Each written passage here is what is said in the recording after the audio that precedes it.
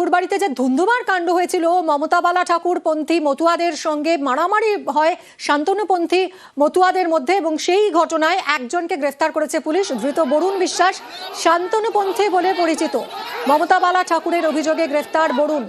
গতকাল ঠাকুরবাড়িতে মাটিতে ফেলে মার, মতুয়াদের এক পক্ষকে মার আরেক পক্ষে মারধরের অভিযোগে বরুণ বিশ্বাসকে গ্রেফতার। কথা বলবো, অনিরুদ্ধ রয়েছে সরাসরি। অনিরুদ্ধ, এই বরুণ বিশ্বাসকে গ্রেফতার করা হলে এর বিরুদ্ধে কি অভিযোগ? এ কোন পন্থী? দেখো, তোমাকে জানিয়ে রাখি যে এই শান্তনু ঠাকুরের যে মন্তব্য, সেই মন্তব্যের পরে কিন্তু একদম ঠাকুর বাড়িতে মমতা ঠাকুর ঘোষণা করেছিল তার যে সমস্ত অনুগামী মতুয়ারা আছে শান্তনু ঠাকুরের কাছে কৈফিয়ত চাইতে যাবে। গতকাল সেই মতোই শান্তনু ঠাকুরের বাড়িতে মমতা ঠাকুরের অনুগামী যে সমস্ত মতুয়ারা আছে তারা বিক্ষোভ দেখাতে গেলে সেখানে রীতিমতন ধুমধুমার কাণ্ড বাঁধে। শান্তনু ঠাকুরের যে সমস্ত অনুগামী মতুয়ারা আছে এই আন্দোলনকারী মতুয়াদেরকে ফেলে মারধর করে, তেমনই কিন্তু অভিযোগ উঠেছিল। এবং তারপরেই মমতা ঠাকুরের অল ইন্ডিয়া মতুয়া মহাসংঘের পক্ষ থেকে 13 জনের নামে গাইঘাটা থানায় লিখিত অভিযোগ দায়ের করা হয়। সেই অভিযোগের ভিত্তিতে ইতিমধ্যেই বাগদার হেলিঞ্চা থেকে বরুণ বিশ্বাস নামে এক অভিযুক্তকে গ্রেপ্তার করেছে। এই 13 জন যে লিখিত অভিযোগ দায়ের করা হয়েছে তার মধ্যে নাম রয়েছে বরুণ বিশ্বাসের, এবং তাকে গ্রেপ্তার করা হয়েছে। এই বরুণ বিশ্বাস শান্তনু ঠাকুরের অনুগামী বলেই পরিচিত, এবং তাকে যখন বনগাঁ মহকুমা আদালতে পাঠানো হয় তিনি দাবি করেছেন যে এই ঘটনার দিন অর্থাৎ গতকাল তিনি ঠাকুরবাড়িতে ছিলেন না, তিনি ঠাকুরবাড়ির কাছাকাছি ছিলেন না, তার নামে অভিযোগ করা হয়েছে। তিনি গ্রেপ্তার হয়েছে। গাইঘাটা থানা পুলিশের পক্ষ থেকে 13 জনের বিরুদ্ধে যে অভিযোগ করা হয়েছিল সেই অভিযোগের ভিত্তিতে এই বরুণকে গ্রেপ্তার করে এবং 5 দিনের পুলিশি হেফাজতের আবেদন জানিয়ে আজ বনগাঁ মহকুমা আদালতে পাঠিয়েছে গাইঘাটা থানার পুলিশ। মিমি, ধন্যবাদ অনিরুদ্ধ। গতকাল ঠিক কি ঘটেছিল দেখব।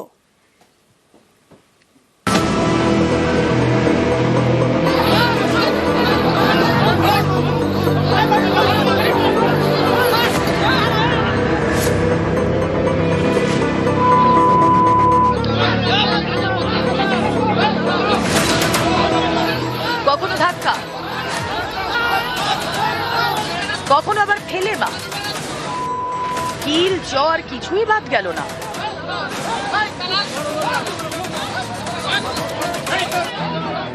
শান্তনু ঠাকুরের বাড়ির সামনে এভাবেই মমতাবালা পন্থীদের মা। অভিযোগের আঙুল শান্তনু পন্থীদের দিকে। আমাকে শান্তনু ঠাকুরের ওই আরএসএস এর রোহিঙ্গা বাহিনী আমাকে প্রচন্ড মেরেছে। আমার বুকে মেরেছে, আমার পিঠে মেরেছে, আমার চুল ধরে টেনেছে, আমাকে মালা ধরে টেনেছে। মারলো শান্তনু বাহিনী, সেই রোহিঙ্গা বাহিনী যারা অমতুয়া, যাদেরকে শান্তনু ঠাকুর পুষে রেখেছে টাকা দিয়ে। ভোটের বাংলায় এসআইআর ঘিরে ঝড় উঠেছে মতুয়াগড়ে। মতুয়ারা এসেছেন বাংলাদেশ থেকে। তাদের অনেকে সিএ এর মাধ্যমে নাগরিকত্বের দাবি জানালেও এখনো নাগরিকত্বের সার্টিফিকেট হাতে পাননি। এমন পরিস্থিতিতে বনগাঁর বিজেপি সাংসদ শান্তনু ঠাকুর স্বীকার করে নিয়েছেন এসআইআর এ বাদ যেতে চলেছে মতুয়াদের একাংশের নাম।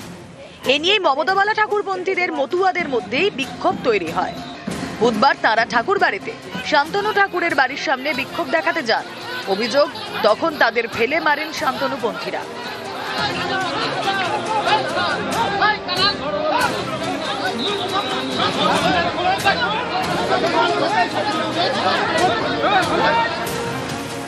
মতুয়ারা আজকে প্রতিবাদ করতে গেছিল যে 1 লক্ষ ভোট যদি কেটে যায় মতুয়াদের, তাতে আমার কোনো আপত্তি নেই। যদি 50 লক্ষ মুসলমানের ভোট কাটে, না, আজকে জবাব চাইতে গেছিল। তারা তো মারামারি করতে চায় না, কিন্তু সে আগের থেকে বিজেপির প্রেসিডেন্ট বনগাঁর সেখানে দাঁড়িয়ে তাদের রেখে আজকে গুন্ডা বাহিনী এনে যেভাবে মতুয়াদের গায়ে হাত দিয়েছে, প্রতিবাদ করার তার যে আজকে অধিকার নেই। এই রাজ্যে ক্ষমতা এসে তাহলে আগামীতে ভবিষ্যৎ কি হতে পারে? আমি কখনোই মতুয়াদের নাম বলিনি, আমি বলেছিলাম আমাদের লোক, তাতে উদ্বাস্তু মানুষ যুক্ত আছে।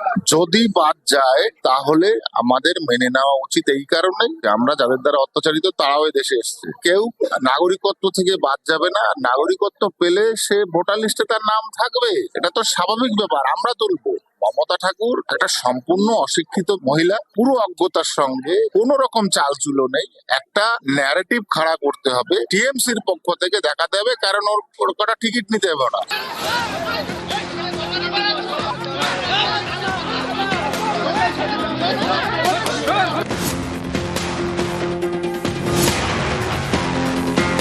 এই ঘটনা অবাঞ্ছিত, অনভিপ্রেত, কিন্তু বিজেপি এটাকে অনিবার্য করে ছেড়েছিল। আজকে শান্তনু ঠাকুর বলছেন যদি মতুয়াদের অনেকে ভোট না দিতে পারেন সে কি করা যাবে। ফলে মতুয়া সম্প্রদায়কেও বুঝতে হবে আপনারা বিজেপির কিছু লোককে কিছুদিনের জন্য কিছু কথা বিশ্বাস করে আপনারা নিজেদের অনিশ্চয়তার মধ্যে ফেলেছেন। 1 কোটি রোহিঙ্গা বাদ যাবে, আরে একটা রোহিঙ্গা খুঁজে পেলে না, বহু সংখ্যক মতুয়া সম্প্রদায়ের মানুষের নাম অনিশ্চয়তার মধ্যে পড়ে গেল। তো আপনাদের কাছে কৈফিয়ত চাইবে না? মতুয়ারা হলেন খাঁটি সনাতন। নরেন্দ্র মোদী তাদেরকে নাগরিকত্ব দেওয়ার জন্য সিএ এনেছে। ডিস্টার্ব করতে পারবে না, মামলা দিতে পারবে না, ডিপোর্ট করতে পারবে না, ফিরিয়ে দিতে পারবে না, এই অর্ডার পর্যন্ত করে দিয়েছে। বিআর ঠাকুরের যে লড়াই 1945 সাল থেকে, সেই স্বপ্ন যদি কেউ পূরণ করে থাকেন, তার নাম নরেন্দ্র দামোদর দাস মোদী। এই মতুয়ারা মোদীর সঙ্গে আছেন।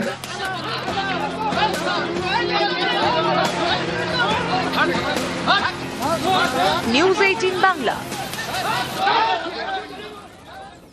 কলকাতা হাইকোর্টের রায়কে চ্যালেঞ্জ করে সুপ্রিম কোর্টের রাজগঞ্জের বিডিও। খুনে অভিযুক্ত বিডিও প্রশান্ত বর্মনের আগাম জামিন সোমবার খারিজ করে হাইকোর্ট।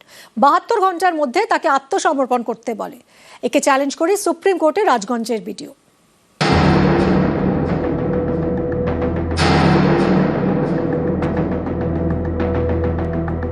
প্রশান্ত বর্মন জলপাইগুড়ি রাজগঞ্জের বিডিও, সল্টলেকের দত্তাবাদে সোনা ব্যবসায়ী স্বপন কামিল্লাকে খুনে অভিযুক্ত। গত সোমবার রাজগঞ্জের বিডিওর আগাম জামিন খারিজ করে কলকাতা হাইকোর্ট। নির্দেশ দেয় 72 ঘন্টার মধ্যে বিধাননগর আদালতে আত্মসমর্পণ করতে। এই সময়সীমা শেষ হচ্ছে বৃহস্পতিবার। তার আগেই হাইকোর্টের রায় চ্যালেঞ্জ করে শীর্ষ আদালতে রাজগঞ্জের বিডিও সুপ্রিম কোর্টে স্পেশাল লিভ পিটিশন দাখিল করেছেন। নিয়ম অনুযায়ী এই এসএলপির পর কি হবে? এসএলপি সরকারিভাবে জানাতে হবে প্রশান্ত বর্মনকে। তার জন্য সরকার পক্ষ এবং পুলিশ অপেক্ষা করবে। এরপর পুলিশ ওয়ারেন্ট জারি করবে। সুপ্রিম কোর্ট যতক্ষণ না নির্দেশ দিচ্ছে ততক্ষণ হাইকোর্টের নির্দেশ বহাল থাকবে। গত 30 অক্টোবর নিউ টাউনের যাত্রাগাছি থেকে সোনা ব্যবসায়ী স্বপন কামিল্লার দেহ উদ্ধার হয়। জলপাইগুড়ি রাজগঞ্জের বিডিওর বিরুদ্ধে খুনের অভিযোগ দায়ের করে নিহতের পরিবার। 11ই নভেম্বর বারাসাত জেলা আদালতে আগাম জামিনের আবেদন জানান বিডিও প্রশান্ত বর্মন। 26শে নভেম্বর আগাম জামিন মঞ্জুর করা হয়। সেই নির্দেশ চ্যালেঞ্জ করে কলকাতা হাইকোর্টের দ্বারস্থ হয় বিধাননগর পুলিশ।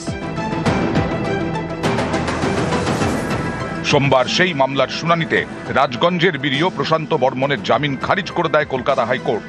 72 ঘন্টার মধ্যে বিধাননগর আদালতে আত্মসমর্পণের নির্দেশ দেয়। এই সময়সীমা শেষ হচ্ছে বৃহস্পতিবার। তার আগেই হাইকোর্টের রায়কে চ্যালেঞ্জ করে সুপ্রিম কোর্টে রাজগঞ্জের বিডিও। নিউজ 18 বাংলা।